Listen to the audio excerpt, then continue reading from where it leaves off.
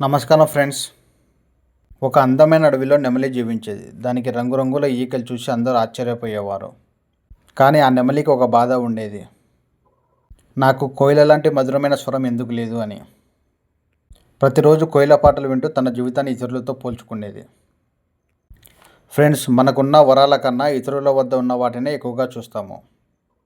Friends, పోలిక అనేది ఒక విషయం. నేటి కాలంలో కూడా ఇదే జరుగుతుంది. అతనికి పెద్ద ఇల్లు ఉంది, ఆమెకు మంచి ఉద్యోగం ఉంది, వాళ్ళ దగ్గర డబ్బు ఎక్కువగా ఉంది, వారికి ఎక్కువ ఫాలోవర్లు ఉన్నారని ఆ పోలిక అనేది మన ఆనందాన్ని దొంగిలిస్తుంది. ఫ్రెండ్స్, ఒక రైతు తన పొలాన్ని వదిలి వజ్రాల కోసం ప్రపంచం అంతా తిరిగాడు. చివరికి తన పొలంలోనే వజ్రాలు ఉన్నాయని తెలుసుకున్నాడు. మన జీవితం కూడా అలాగనే ఉంటుంది. ఫ్రెండ్స్, నెమలి కథలో దేవత ప్రత్యక్షమై ఇలా చెప్తుంది: ప్రతి జీవికి నేను ప్రత్యేకమైన వరం ఇచ్చాను.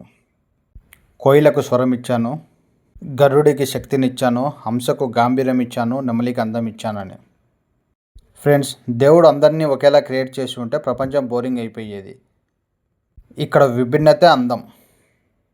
ఫ్రెండ్స్, చాలామంది తమ బలాలను గుర్తించరు. ప్రతి ఒక్కరు తమ బలాలను గుర్తించాలి. వాళ్ళు మాట్లాడగలుగుతారా, వాళ్ళు లీడర్షిప్ చేయగలుగుతారా, వాళ్ళు రచన చేయగలుగుతారా, వాళ్ళు మంచి బిజినెస్ చేయగలుగుతారా అనేది కనుక్కోవాలి. అలా మన బలాలను కనుక్కున్నప్పుడు మన జీవితం మారిపోతుంది. ఫ్రెండ్స్, ఇన్స్టాగ్రామ్, యూట్యూబ్, ఫేస్బుక్ వల్ల పోలికలు ఎక్కువగా పెరిగాయి. మనకు ఇతరులలో కనిపించేవి ఏమిటంటే వారి విజయము, లేక వారు ఉన్న ఇల్లు, లేక వారి కారు. కానీ కనిపించనివి ఏమిటంటే వారి కష్టాలు, వారి అప్పులు, వారి ఫెయిల్యూర్స్ అన్నమాట. ఫ్రెండ్స్, ఒకటి గుర్తుంచుకోండి: comparison is the thief of Joy. Comparison అనేది జాయ్ని దొంగిలిస్తుంది. ఫ్రెండ్స్, నెమలి తన అందాన్ని అంగీకరించినప్పుడు మాత్రమే ఆనందించింది. మనిషి కూడా తనని తాను అంగీకరించినప్పుడు మాత్రమే సంతోషంగా ఉంటాడు. ఎప్పుడైతే మనుషులు నిన్ను ప్రేమించుకోవాలి, నేను గౌరవించుకోవాలి, నా బలాలను పెంచుకోవాలని అనుకుంటారో అప్పుడే కాన్ఫిడెన్స్ అనేది పెరిగిపోతుంది. ఫ్రెండ్స్, మీరు స్టూడెంట్స్ అయితే ఇతరుల మార్కులతో పోల్చుకోవకండి. మీరు ఉద్యోగులు అయితే ఇతరుల శాలరీస్తో పోల్చుకోవకండి. మీరు బిజినెస్ మ్యాన్ అయితే ఇతరుల విజయం చూసి నిరుత్సాహపడకండి. ఫ్రెండ్స్, దేవత నెమలికి చెప్పిన చివరి సందేశం ఏమిటంటే నీకు ఇచ్చిన వరాన్ని గౌరవించు, ఇతరుల వరాలను చూసి బాధపడకు.